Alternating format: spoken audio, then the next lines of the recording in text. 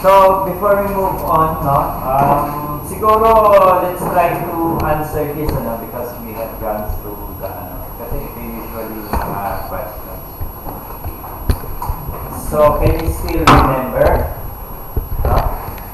So, yung X.509, this is the IT third, the National Telecommunications Union prescribed standard for public information. Okay, a digital certificate is the one being issued to the entities who will transact over the internet, di ba? So tingin nyo, tinignan nyo ba dun sa ano nyo? Dun sa table, di ba?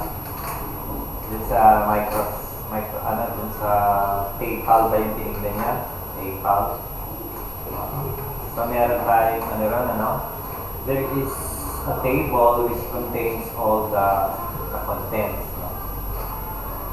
So, which do you think is part of the content of X.509? You can refer to the table, no? The table.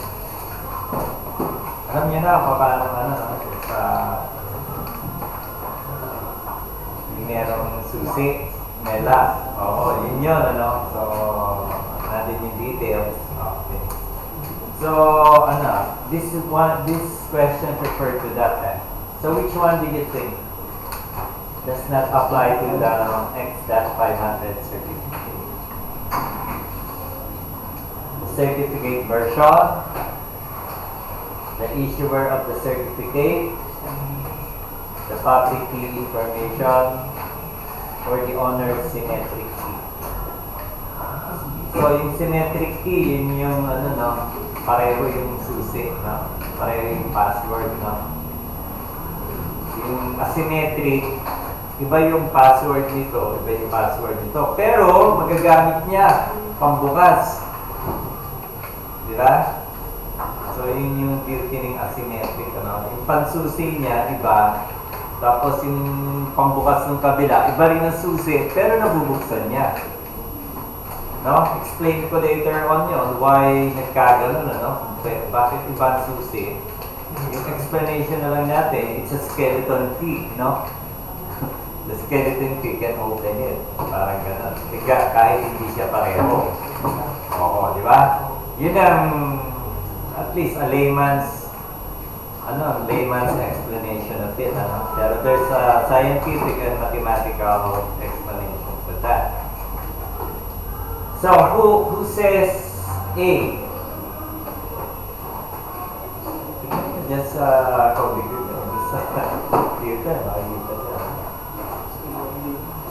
It says A. Version of the certificate. What are the versions of the certificate? Version, ayun talaga. One, version, ano yung susunod? Version 2, and the other one is version 3, di ba? So, meron ba yung certificate version? Meron, Issuer the certificate. Sino ba nag-i-issue ng certificate? Who issues the certificate? Certificate authority, di ba? So, he issues the certificate. So, kasama ba ito? Oo, di ba? Kasi, remember, does not, you read the questions very well, kasi merong not, panghuli yan not. Kala mo positive, pero panghuli lang yan. Okay? So, there is an issuer of the certificate. How about the public key information? Depende din sa PKI structure, Symmetric or asymmetric. Kung asymmetric siya,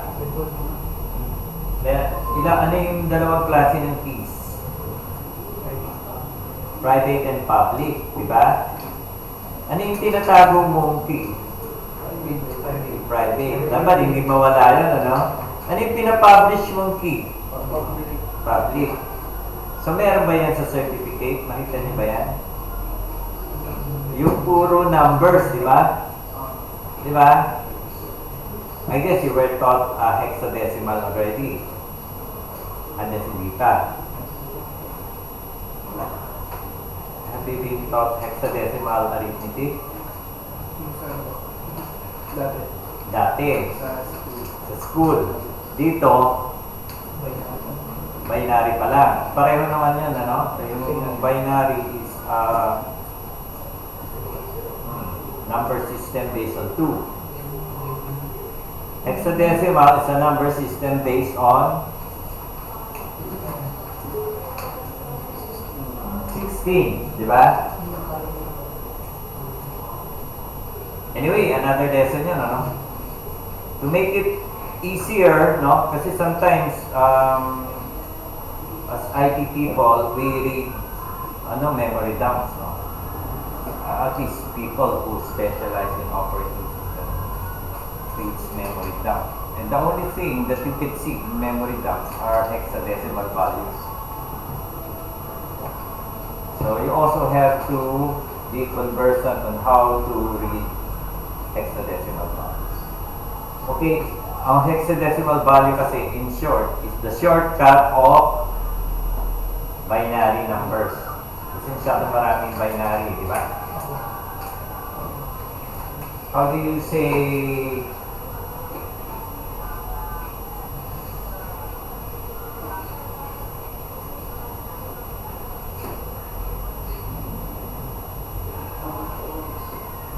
ano ba ang anak? Anong number? Let's say,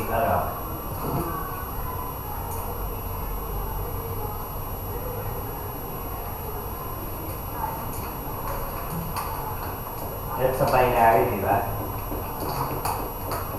Para umiksi yan, anong gagawin nyo? So this is days 2, di ba? Para umiksi yan, gagawin nyo, that's days 16. So this is what you read, ano? Sa loob ng computer. Unless you're looking at it on a physical level, no? But if you're looking at it on a logical level, ano yung physical level, no? Yung mga kuryente niya, yung mga pulses.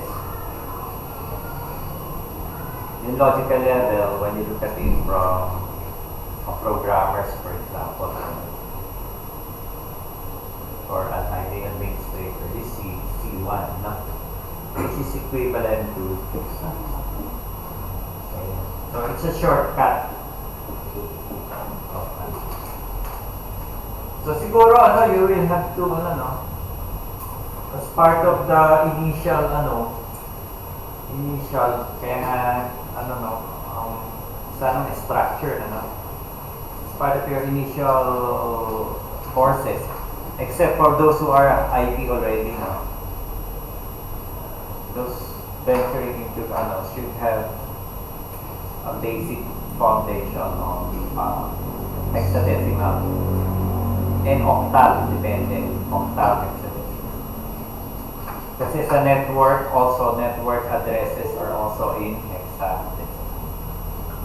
No? So everything comes in hexadecimal. So, is there a public key? Yes. How about an honors symmetric key? Symmetric is parehong susi, di ba? Parehong number. Parehong password. So, ano yung answer? T. T? Wala naman T dito. Delta. D. Delta. Okay.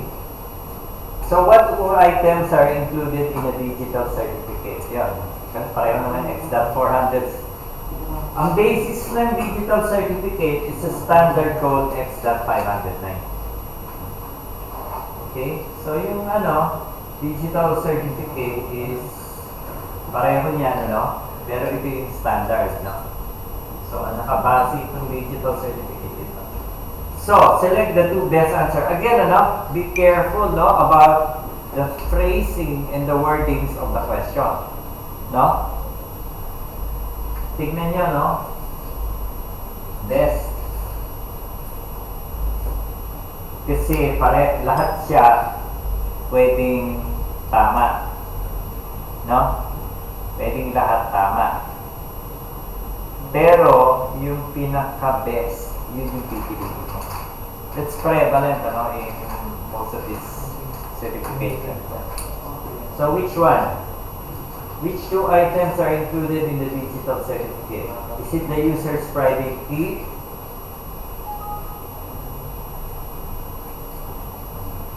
Dito may public, Is there a user's private key? Meron o wala?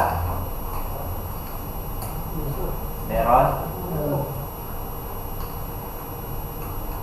Di ba tinatago yan? Eh, ba't mo ilalagay dyan? Hindi nabuksan yung files mo. Di ba?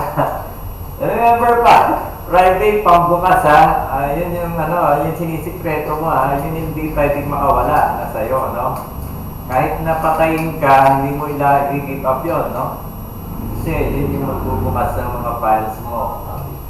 Yung public, hindi. Yung pinapublish pa nga yan, di ba? Nakita nyo doon, yung public key niya nandun sa certificate. So, included daw So, ito, included or not? Hindi. Certificate Authority Digital Signature. What's a digital signature? Yun yung pang-sign nyo, So, in the world of, in the internet computers, baka mawala na yung mga pirma-pirma, When you use computers, mawawala na yung pirma-pirma. Ang gagamitin nyo, PKI, Part of the PKI is digital signature, di ba? And digital signature is just a number, It's a random number generated by the CA for you to be able to sign documents. Sign, sinabi kong sign documents, hindi parang sinabi ko, pinirmahan ko, hindi, hindi ito, Mag-generate ka ng number randomly. Later, makita natin sa cryptology, You generate a number, random number na hindi predictable, and then you attach it to your message. And then you encrypt it. When you encrypt it, yung pinajumble mo, that becomes your digital signature. Later on, it becomes clearer, when we go to cryptology. So, yan. For signing. So, bawat isa sa inyo magkakaroon ng digital signature. Again, huwag nyo nakabase yan sa private key mo, So, dapat hindi nyo ibibigay ang private key mo. Kasi once na may makakuha nun, pwede siyang mag-sign digitally. So, ibig sabihin, if I can sign digitally, pwede kong ibenta yung bahay mo sa sign ko, pero signature mo yun. Patay ka. Diba? Kaya ito, itong PKI is a very important subject, for you. Never mind yung penetration and everything. But this one is protecting yourself. And protecting yourself during your transaction with the internet. So, is there a certificate authority's digital signature? Sabi niya, yung CA, meron siyang sariling digital signature. Kasama. Di ba? Kaya lahat ng issue niya certificate, meron siyang signature, di ba? Parang ikaw, kukuha ka ng diploma, sino naka-sign doon? Yung registrar ba o yung presidente? Hindi ka na tinitingnan, Di ba? President, whatever, nakasign din itong certificate of authority. Okay? So, meron siya. So, that's one of the two. How about the user's public key? Sabi rito, ano? So, how about certificate of authority IP address? Hindi na, kasi dalawa ka na eh, no? Pero lang, kung hindi ka sigurado rito, no? Hindi ka sigurado rito, eh, consider ko pa ito. Pero is there an IP address? Meron name. Later on, makita nyo, there's an object identifier that is not that IP address. So, ito yung answer. Okay? So, yun yun. So that's an example, no, how the questions would be phrased. No? Just an example, no? Maraming phrasing ng question yan. Pero pareho naman yan eh. Yung paikot-ikot mo lang yung question eh, di ba? The same manner, yung professional exam, pareho naman yung questions yun eh. Actually, pinapalitan yung ikot, no? Yung pagkaka-phrase, papalitan lang niya. Oh. Yun. Naloloko lang natin. Paulit-ulit lang yan eh. Kung mag-memorize mo yung database ng questions, sabi pa sa exam. Kaya maano yung dapat marunong. Okay. So let's go to another portion of the public interest structure. This is what we call management protocols. So what is a management protocol? So a management protocol simply means how a user and a certificate of authority will communicate with you. So it's just, what is a protocol? Protocol are simply rules. They are simply rules. Kunyari, di ba? Kailan ako paano ko magre-request ng certificate? What are the procedures? What are the rules? So that is what we call a protocol. No? Sa presidential, what is the presidential protocol? Pag nanonood kayo ng TV, hindi nyo ba nahalata yung presidente na uuna? Yung mga AFP, chief of staff, nasa either sa kaliwa niya or nasa kanan, o kaya nasa likod. Sumusunod. Yung mga sekretary nasa nauuna siya. So that's simply reflect rules, no? Rules on how to conduct yourself before distinguished persons. What's another kind of protocol in layman's world? Saan ka uupo? Yung presidente, saan uupo? O yung padre de pamilya, saan uupo? Sa ilalim ng mesa. Kabisera, di ba? Sa protocol yun, di ba? Yun yung rule. Tapos yung mother nandun sa kabila. Tapos yung yung pinakamatanda, wala pa. So that's what we call dining protocol for a family, di ba? So ito, ang sinasabi dito, management protocol. Simply put, how do you manage certificates? What are the rules for managing certificates? So that's what we call protocols. No doubt you'll encounter the word protocol a lot of times, di ba? That's what we call, example, network protocol. TLS. What is a TLS?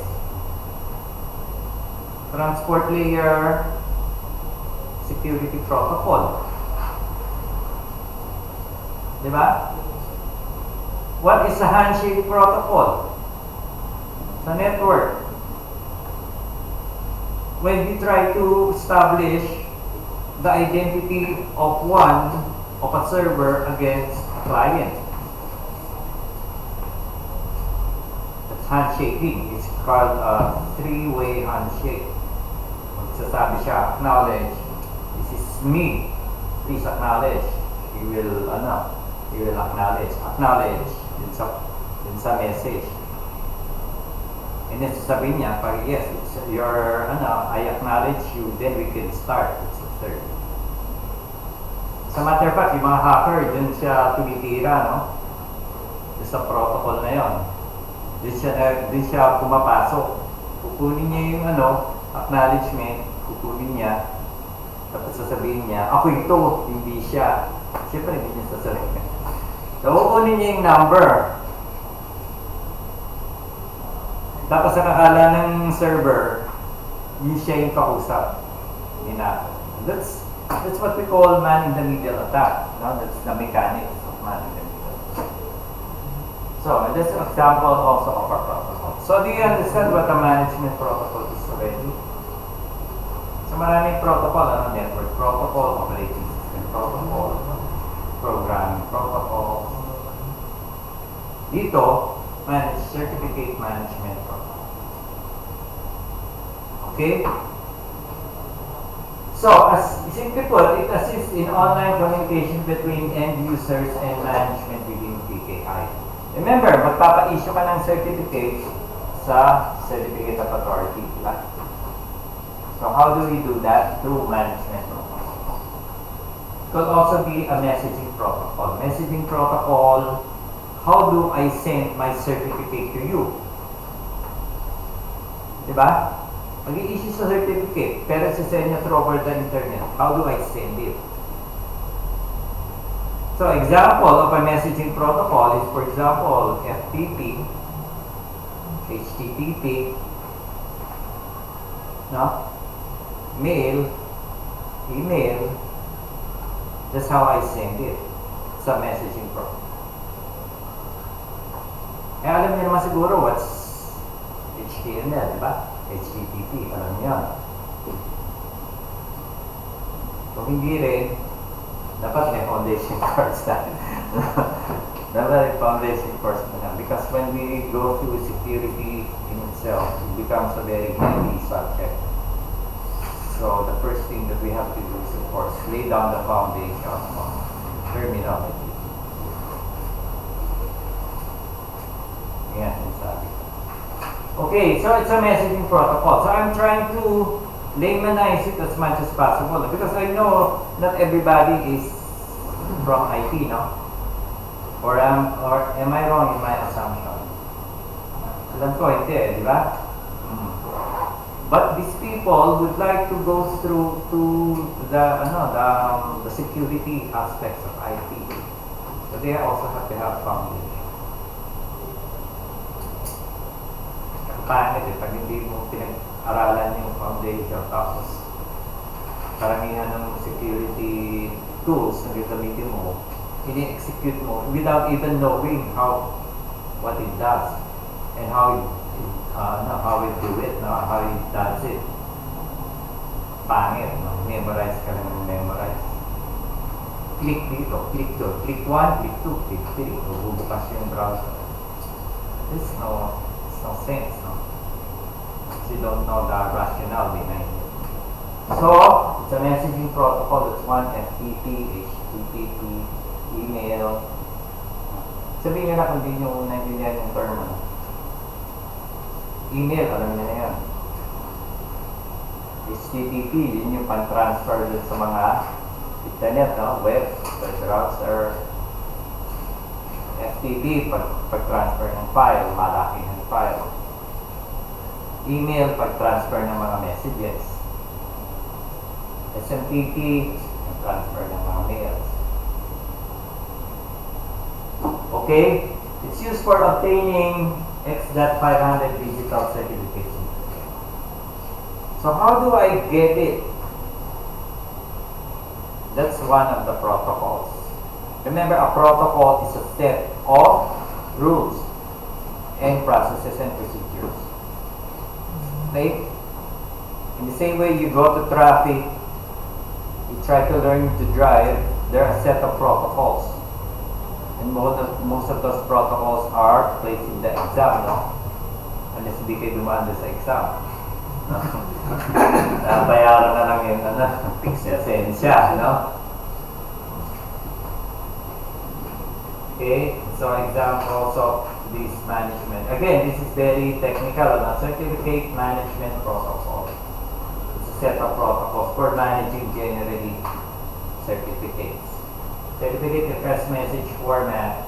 This is a kind of part of the protocol between messaging. Anyway, you leave it at that, no? We'll try to simplify it. It's just a way of transferring it. NPK CS number 10. This is guidelines issued by the ITU on how to handle a certain situation. Okay?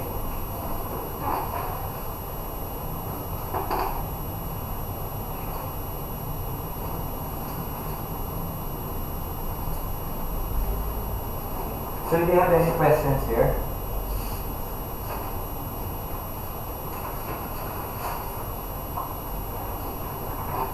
So within the management protocols, what are the usual functions? Ano yung mga ginagawa? Ano yung mga processes? Number one, we have registration.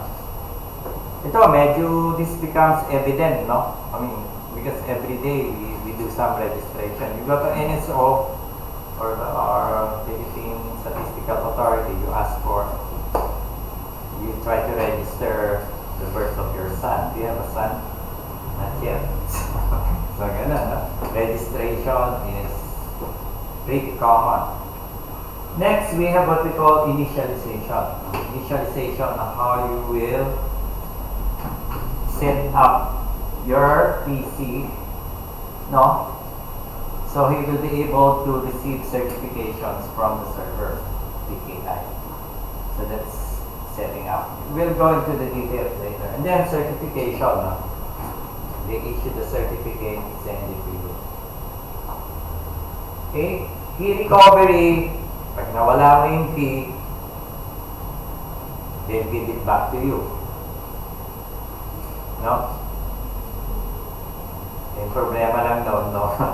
Sino yung nagtago, ano? Dapat trustworthy yan, hindi niya ginagalaw yung key mo. Hindi niya ginagamit. Key update,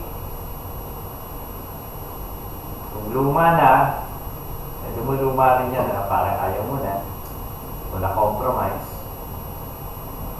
yung key mo, di pa-update mo, kunin mo, baguhin mo. That's key update.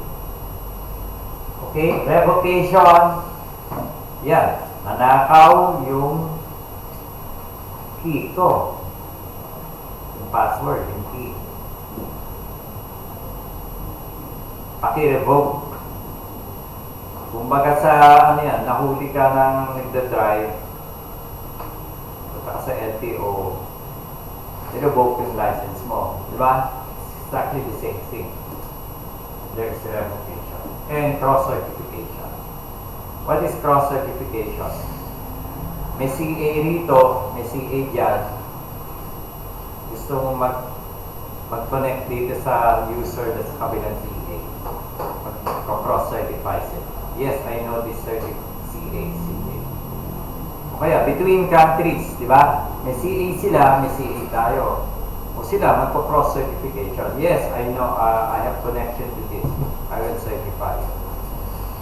Remember, in the future, no? I don't know when, no? But if this is implemented, this will become part of your transaction with the government. At least now, you know how it will operate. And when it becomes part of government operations, chances are the damning position for a PKI administrator. Di ba? So mauna na kayo. Sa bawat gobyerno may PKI administrator yan. Di ba? So yan, pwede na kayong mauna. marunong na yan. Pero ngayon, hindi pa ina-apply, no? So, swerte nyo. So then there's, now you could do management protocol either online or offline. Oh, well, but of course, with the age of the internet, we don't rely on the offline already. We more and more we rely on the online. May question kayo doon? So ito, parang gobyerno ito, no? Nag-issue ng registration, nag-initialize, nagbigay ng certificate. Okay? Same thing, ano? Yung mga private corporations are now using, the more progressive one, are using PKI, no? Internally lang. So they also need PKI administrator.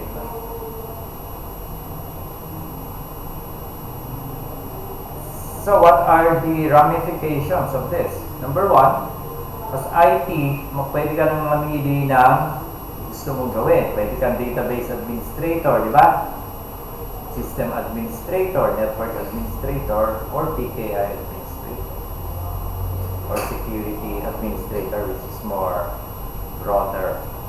But most probably it will redound to yung mga security administrator that becomes the manager, yung mga PKI becomes part of the firewall administrator or PKI administrator. Those are positions.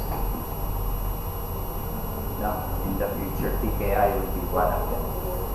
Okay? So, let's take a look. So, what is the process of registration? Alam na natin to, no? We encounter it every day. You identify yourself, no? When you want a license from LTO, you go there, they take your picture, identify yourself as I am this. Then you register yourself. You give them a register. Kotse, ganun din, ano? You go to, okay, sa LEPRFB, magpapa-register ka ng school bus, di ba? School bus, kailangan, punta ka doon, patitignan mo yung bus mo, pa-inspect nila, tapos bibigyan ka ng certificate of convenience yung tawag nila ito. Certificate of convenience for transport. So yung school bus mo, pwede mag-operate sa school bus. So pareha rin yan, ano? So it's a register. Again, what is the similarity? The similarity is you identify yourself to the CA directly or through the RA. So what's an RA? Regional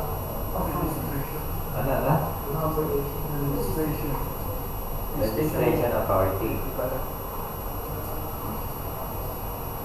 Okay, and yun yung mga term, ano? CA, RA, you should be conversant with that. So you go to that directly. You identify yourself, you present yourself, they take your picture, put you in the database, and you're part of the PKI infrastructure. Diba? And you're part of the database. So that is what we call registration. Now, I put emphasis here, no? Herself, himself, and itself. So what does it signify? Himself, what does it signify?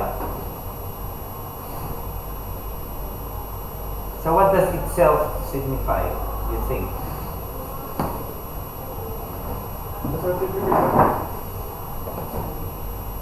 Makes himself known to CA. So, ano nagsisignify nun? Lalaki siya, di ba? Pag herself, pag itself, yung laptop magpapacertify. Pwede, no? Or yung what? Juridical entity. Do you know what the juridical entity is? Pag lawyer ka, alam mo yun, no? Juridical entity. O sa business, meron din, no? Juridical entity, no? Di ba yung corporation is a what? A juridical entity. A company is a juridical entity. It's an entity recognized by law to transact on behalf of the shareholder. A proprietorship is a person who transact because he owns the company, di ba? But corporations are owned by what? Stockholders. So therefore, it's considered a juridical entity. Precisely, this is a juridical entity. A company can have a certificate of its own. Not only a person, but also a company or a corporation. So yun yun. Kaya nilagay ko itself. Okay?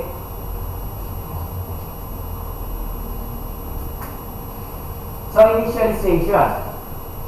What's an initialization? No? Remember, these are management functions, ano? Management protocols. So ano pa yung activity niya?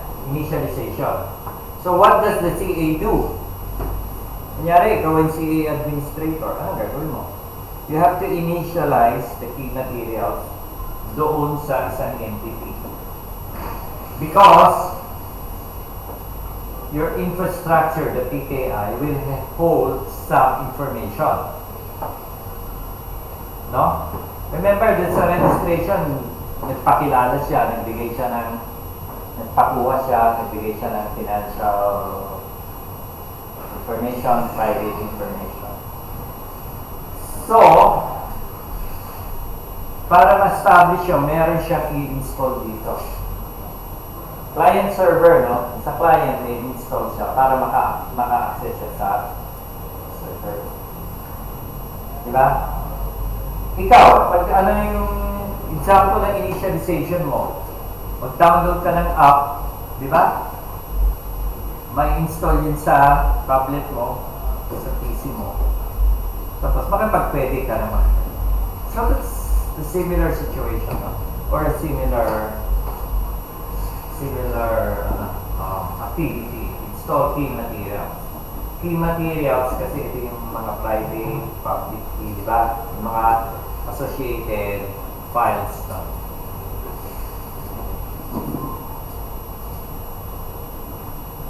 So, an example, securing through a public key. No? Maglalagay siya ng, mag-i-initialize siya ng public key para sa'yo. No? Kasi maraming information dun sa certificate, no? Mga laman ng certificate, marami siyang laman. Para makita niya kung saan siya pwedeng pupunta. Pwede kang kanino ka pwedeng mag-transact. Kaya yun yung tinatawag na certification pa. Kanino ka pwedeng mag-transact pag may certificate ka? Sa'yo ba? Sa'yo? Sa'yo. Merong limitation niya. That's what we call constraints, ano? Pwede lang akong makipag-transact sa'yo pero hindi ako pwede. Or pwede ko makipag-transact sa kanya pero hindi. Or pwede sa lahat. So that's what we call certification. Kung saan siya magta-traverse, saan siya matukunin. And certification path will also enable you to know whether sino yung CA niya. Saan siya nakakabit na CA. Makikuha mo rin yan, matitrace mo yan through certificate. Nakapasok yun dun sa maraming field ng certificates. Mamaya, papakita ko sa inyo how to traverse of that. And then furthermore, client typically must install his own key pairs. So yung client, kailangan maglagay din siya. Of course, yung private key niya, di ba? Otherwise, paano so meron din siya private. That's one. Okay? Okay na kayo dito? Anong question? So certification, ito, madali ito, no? That's an activity which is the certificate itself. So what's an example of a certificate? Yung pinakita natin sa PayPal, di ba? O sa Google. Tignan niyo yung Google, meron ano.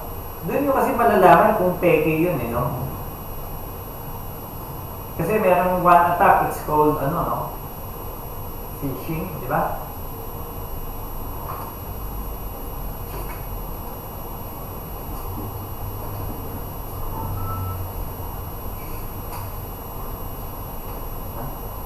Yung attack, phishing, papanggap. Siguro makukuha nyo yun sa ibang subjects na patanggap. So how do you know whether it's a real certificate? One of the indicators, of course, the key, no? Ay yung dala. Tapos sabihin niya yung ano, ganyan yung laman ng certificate. Tapos tignan niya kung saan ang galing. Doon yung malalaman kung medyo valid yung certificate. Anyway, certification is just issuing the certificate. Okay? Okay na yan? Nag-issue ka lang ng certificate. Ano yung certificate? Yung marami. E-recovery. Ito, madali lang, ano? Binaback up yan ng CA.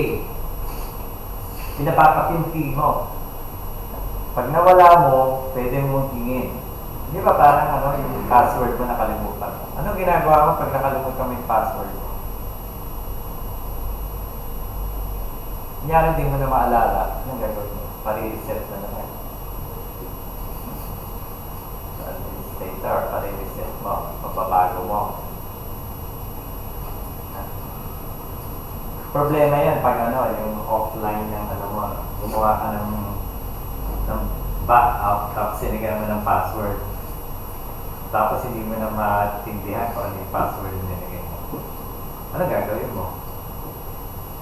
Tapon mo na lang yung data mo. Hindi mo na maalala yung password.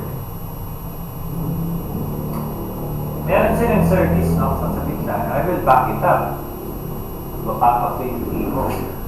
Oras na mawala mo, hindi mo isa. So what we call key recovery. Diba? Okay?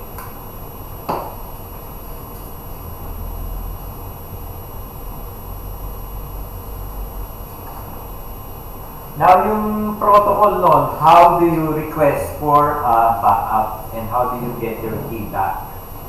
That's what we call online protocol exchange. Okay. Key update. Gusto mong pa-update yung certificate mo, tsaka yung key mo, you will request for a key update. Sabihin mo, sawa na ako dito sa key. Sa public key ko o sa private key. Sawa na ako, pakigawa nga ng iba. Or paki-update siya. So, in effect, key pairs are replaced. What is that key pair? Key pair. Key pair? Ano yung key pair? Ano yung dalawang key pair? Yung public na private. So they are replaced and a new certificate is issued. Kasi the certificate contains the key, no? Kaya bagong certificate yung magbibigay sa'yo. Okay?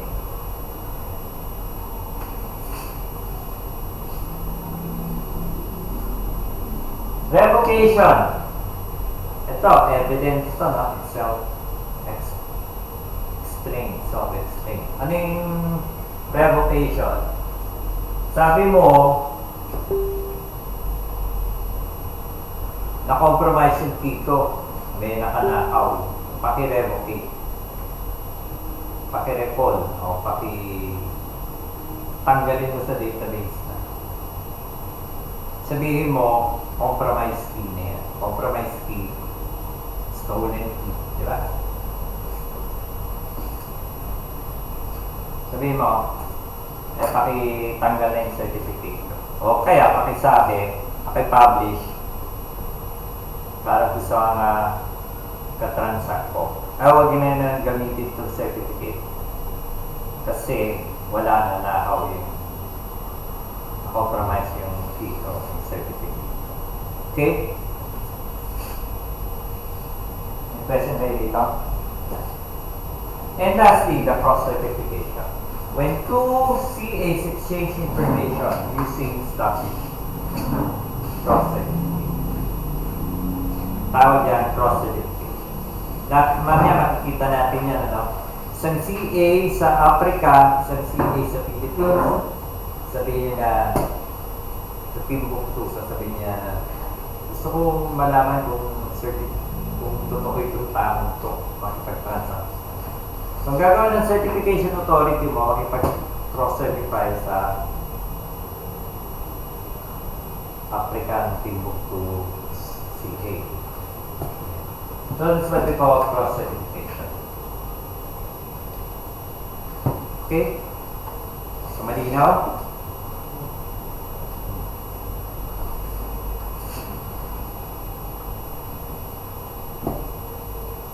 Okay, operational, how do, yung kanina management, ano?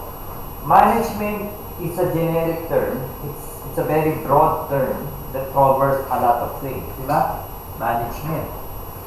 Operations is part of management, di ba?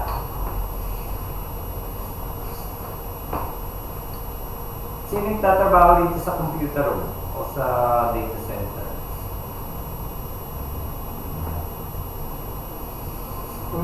Oh, di ba? Minamanage yung data center, di ba? O yung computer room, di ba?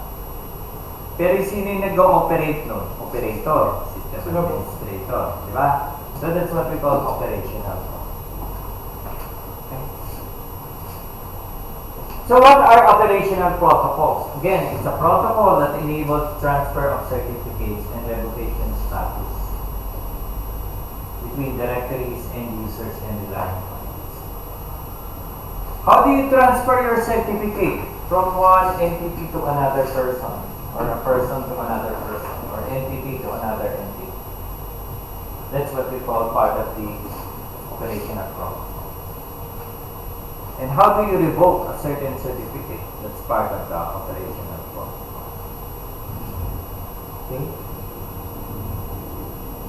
Now, X.500 does not specify any specific. So, you can use any depending sa environment. Kunyari, ikaw ang PK administrator, anong gagamitin mo, depende sa'yo. Kasi wala naman siya standard. So, what are the examples of a common transfer protocol? HTTP. Ano yung HTTP? Hypertext. Transfer. Oh, protocol na naman. Ano? So, it's a network protocol. So, different siya sa protocol, pero protocol din ito. Kaya nga sa computer, puro protocol na maririnig mo, no? Eh, protocol na ito. Kanya-kanyang protocol. FTP. You transfer, when you communicate through the web, you use HTTP. Diba? FTP. Ano ibig sabihin ng FTP? File transfer protocol. File transfer protocol. Anong tinatransfer mo dyan? File. Obviously, file. Email. Eh, alam niyo na email, no? Gumagamit pa kayo ng email. Yahoo Mail, di ba? Rocket Mail. Google Mail. Gmail, di ba? Google Mail. LDAP. Ano sabihin LDAP? Right to Primary Access Protocol. It's a what? It's a directory, di ba? It's an active directory. So what does it contain?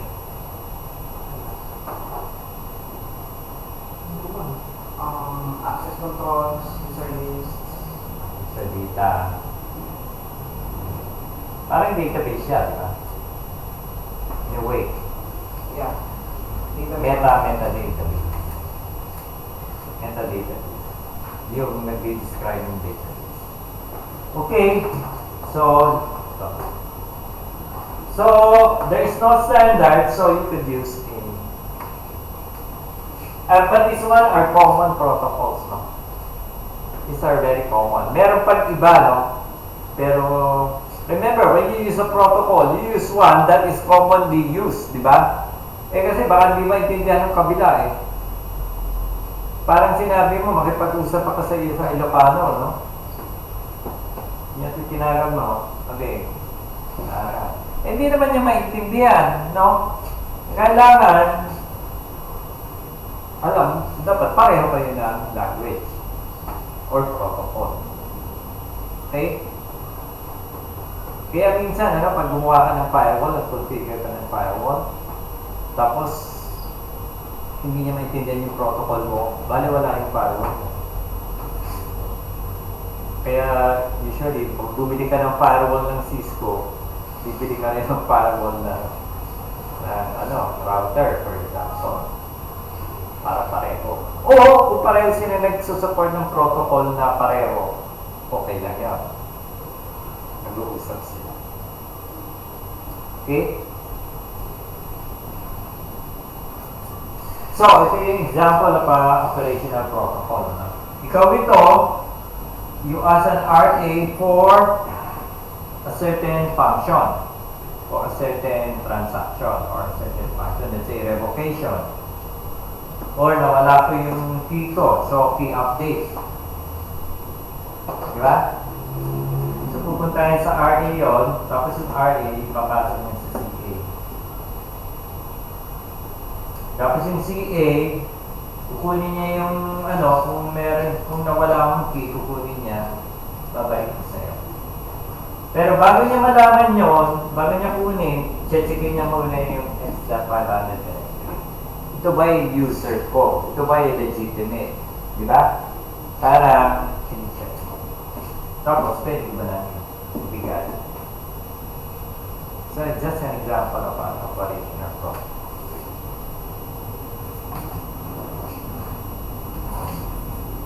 So, let's just try to summarize. Now, registering, issuing certificates, establishes trust. Tama ba? Kasi kung di mo pinagtitiwalaan yung CA, bakit ka magpaparegister, di ba? You trust him na gagawin niya yung kanyang trabaho. Di ba? Okay. Wala akong oras dito, sabihin niya na lang. So, how do you register? So there are currently, pwede mong gamitin yung web browser, no? Or automated system. May software sa company, pwede kang doon magpa-register. Even it's within the company, PKI. So what are the requirements for validation? Financial statements. So, pipresent ka na ikaw ba yung may kakayahan? Lalo na sa e-commerce, no? Hindi mo magtatransact ka over the net. Kailangan, magbibigay ka rin ng some financial documents. Kasi baka wala ka ng kakayahan eh, no? Sabi niya, poor ito poor. Nagpa-register pero poor siya. Okay, proof of identity via in-person communication. Na talagang pupunta ka ron, ano? Para magpakita na ikaw nga yun. No? So you have to prove that you are in fact the person asking for certification. Okay, activities, ito, it initiates the certificate of request and they generate the detail.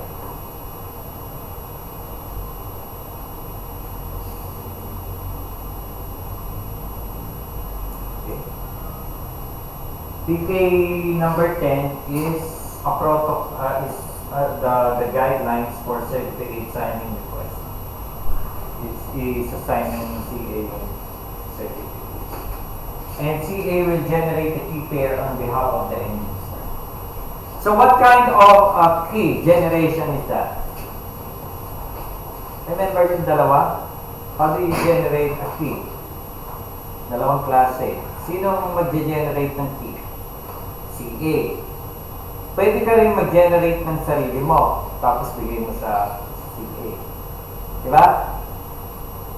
So what do you call a key generated by a CA? So ito, ano yun yan? Baka lumabas sa question.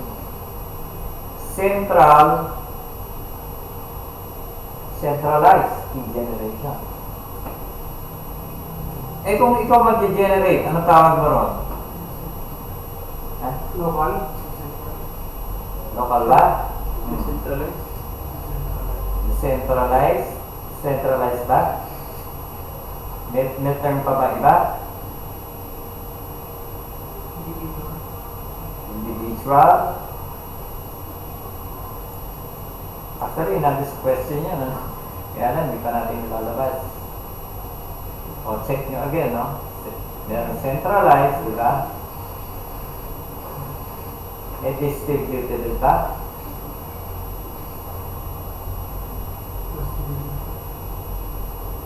Da? Okay. Revocation, ito yung process niya. So, why do we revocate the right sense as certificate? What are the reasons? Nanakaw yung key mo, private key. Diba? Na-compromise yung certificate mo. O kaya, kung within the company yung PKI, ikaw administrator, umalis na yung person. Nag-resign na. So, kailangan tanggalin mo siya sa PKI. Di ba? Sa directory. Dapat tanggalin mo na siya. Otherwise, makakapag-transact pa rin sa kumpanya. Remember, yung transaction nito pwede worldwide kung naka-register siya. Kahit saan pwede siyang makapag-transact sa company. Anywhere in the world. Kaya pag meron nag-resign, kailangan i-revoke yung certificate niya. It's pretty common-sensical, no? Common sense dictates that, of course, if he's terminated, he should no longer have access. Di ba? Okay. Access revocation. Eh, sabi ng meron kang kaso. Tanggalin ka na. Okay, so yun yan. So, how do you do it? No? How do you revocate that certificate list? Remember yan, ha? Ito, lalabas lagi yan. CRL. Certificate Revocation List. Ito yung listahan ng mga blacklisted. Simply put. Pag blacklisted ka, nandun ka sa CRL. No? Kung pagka sa NBI yan, nandun ka sa most wanted list. So, yun yung kapareho niya sa online certificate status protocol. Pwede ka magtanong, is this certificate already revoked? That's what we call OCSP. Again, lalabas yung mga term yan. What is OCSP? Online Certificate Status Protocol. Kaya hina-highlight dito kasi most likely lalabas sa mga questions. No? So what is the repository? It's a database where certificates are stored. Again, there has been instances of Google certificates was compromised. It has been compromised. Inatake itong database. And some other big IT companies. Okay, so what are the steps? The CA revokes the certificate and then it publishes it hourly or daily or sends it to organizations who are members of the structure. Okay. You could also take a look at it if you're a member through the OCs. Kasi pag dito mo tinitignan, hourly or daily siya Oo. Eh, kung may mo na kailangan, hindi at the end of the day ka pa gagamit. So, you go through the OC. Okay?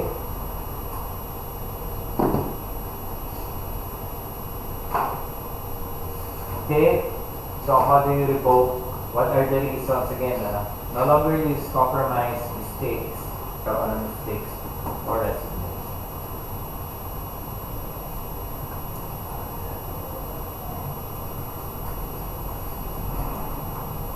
So, ito yung laman ng CRL. There's a version, the signature algorithm, identifier, shower name, this update, next update, user certificate number, revocation date. Ito yung mga importante, revocation date, tsaka this update, next update. Yung mga lalaki kung updated yung CRL. CRL entry extensions, marami yan, no? But we'll not go into the details already. Then user certificate number, entry extension, again, ito, just to describe more. These are extensions, these are more detailed descriptions. And then the signature of the CA. So, yun yung naman yun. Of course, yung mga na-revoke. So, ito yung one of the fields, there is reason code. Maraming reasons, di ba? Stolen, mistakes, expired, nandito yung papasok yan dito. Yun, neto. Old instruction, why? Minsan sinususpend lang, no? Pero hindi pa nire-revoke. Suspended lang. Right. Anyway, itong mga ito, no, medyo detalye na ito, no? So, most probably, hindi natataan nyo. It's too much, no? Usually, pag tinignan yung mga reviewer, konting lang, ilang pages lang yun. Siguro mga 10 pages lang. Ito kasi masyadong marami na, no? Kasi, pati yung administration nga nito, pwede pa. Outlooking ka pa rin sa isang linggo nun.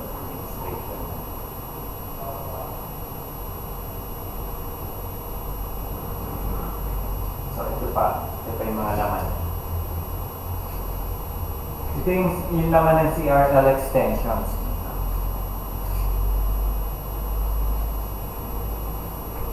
Ang importante dito, yung CRL number, no? Certificate of Authority Key Identifier kung sino yung CA. Tapos, yung CRL number, importante rin. Tsaka, Delta CRL Indicator. Ano yung Delta CRL Indicator? Ano ka? 159? Ano yan? 59. Ano yung Delta? Again, sino yung nagtatrabaho sa computer room? Di ba nagpa-back up ka ng data mo? Di ba? When you back up your data, what strategy do you usually employ? If you have 1 terabyte of data, will you back it up every day or every hour? 1 terabyte? Nandun po sa amin. Merong monthly, quarterly, saka merong daily incremental. So that's the term. Incremental. Meron tayong tinatawag na full backup, and we have also what we call incremental backup. So what is the difference between full and incremental backup? Yung full, buong data bank, i-backup, or yung from the last full backup to the current. Lahat na nangyari. But for Incremental, say daily lang. Kunyari daily lang. oo, pero what will you back it up? What will you back up? Yung lang, latest from the last backup run. Hindi pa rin, sige pa. You will back up what? Latest from the other backup? Yes, of course. Pero, what is your criterion for selecting which one to back up? Di ba? Kasi masyadong marami, 1 terabyte eh. Abutin ka ng ilang oras nun, no? Data, most likely data lang ang binabackup. Anong klaseng data? Yung mga sales na sir, yung mga Undefined. Sales. What kind of sales? Yung mga online sales nila, sales per day, Kasi full backup pa rin yun. sales per agent. Pero pwede mo i-backup yung buo. Yung mga sales mo dating per agent, last month, i-backup mo rin. Hindi sir, hindi na kasama yung ano, hindi na kasama yung working group na yung kung ano lang, yung data kung saan mo nakuha yung sales.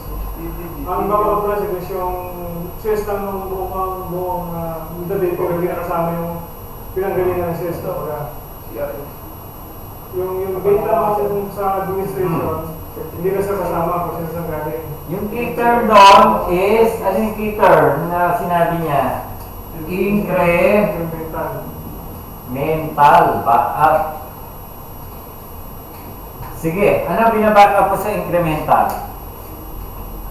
Sabi mo, pag binackup mo yung full backup, lahat ng nangyari, kunyari, daily backup tayo. It doesn't matter, daily, weekend. Kunyari, daily backup. Ano nangyari dun sa... Hindi, kunyari, ito yung database mo. Nandiyan na lahat, no? Tapos, yung day nito, nadagdag. Di ba? Babackup mo yan. That's what we call full backup. Because these were the transactions before and these are the transactions which happen. So, ano ang difference sa incremental?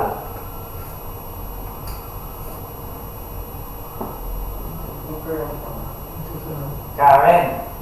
So, what do you mean by Karen? Yung mga malapit ka na eh. Isang hapon na lang. Lumanong ka na.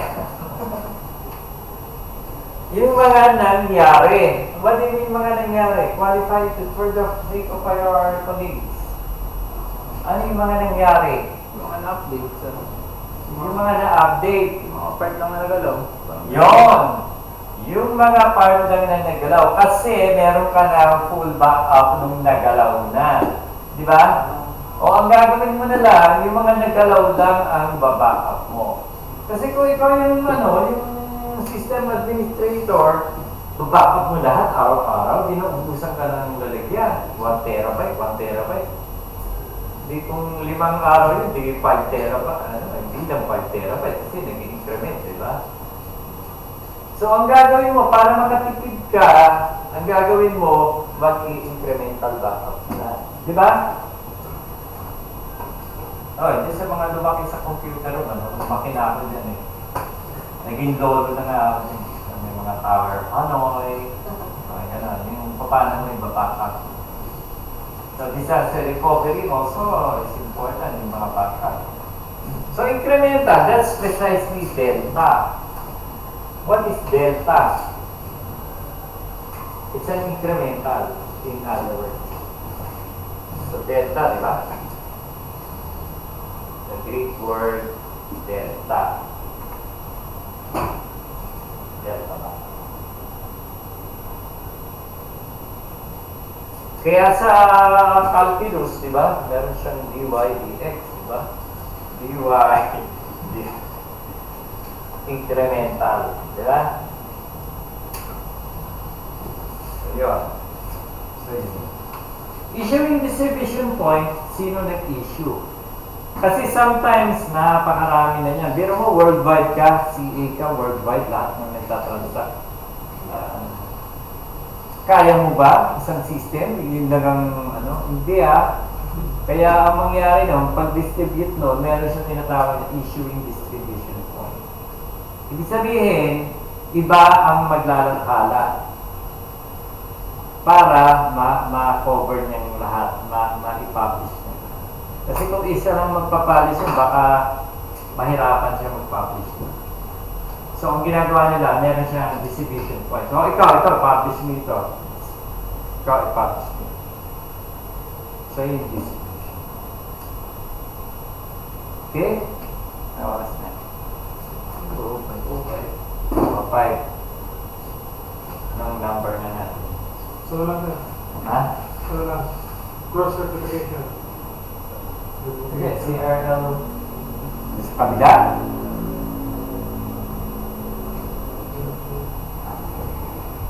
So, CRL version, may mga version din siya, no?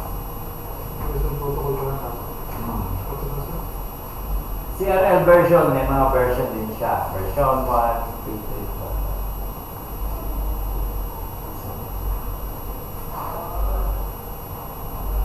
4. Tapusin lang natin yung CRL.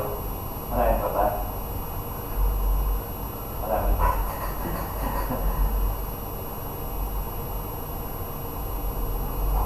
So, ito na isa. So, CRL, ano number nito ba?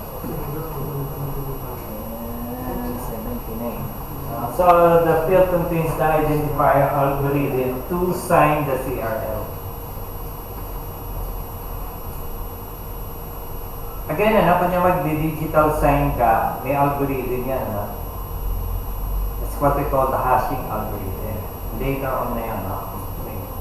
Hashing algorithm, paano ka mag-generate ng number through the use of hash algorithm. Hash algorithm was developed part of the DTL-MAN algorithm, the originator of hashing algorithm. Hash is a number that you mix dun sa algorithm mo para mag-generate ng number. Simply put. So, it has an algorithm to use to sign the CRL. The usual way is SHA. S-A-S. SHA-1, SHA-2, SHA-3. Secured hash algorithm. Siya na nga.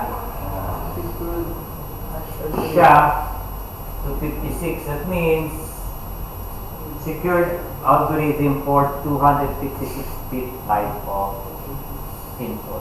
256-bit. RSA is an the original developer of the algorithm. Applied algorithm. Makikita natin mamaya siya. It stands for Rivest, Shamir, saka Adler.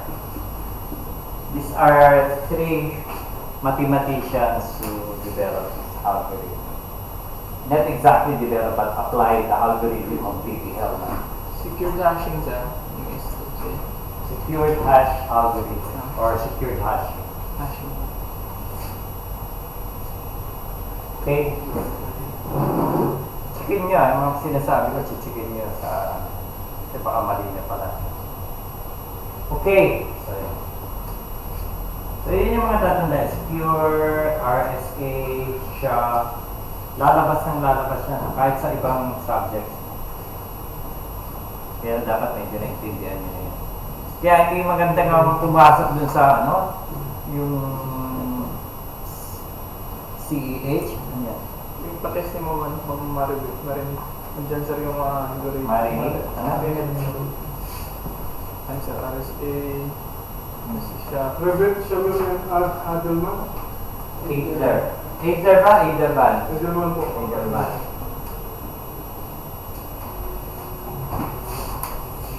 Ang dami niyan, pero ito yung pinaka-original. Tsaka dyan siya dyan na yung base. Okay? So, yan. So, what? Number 79.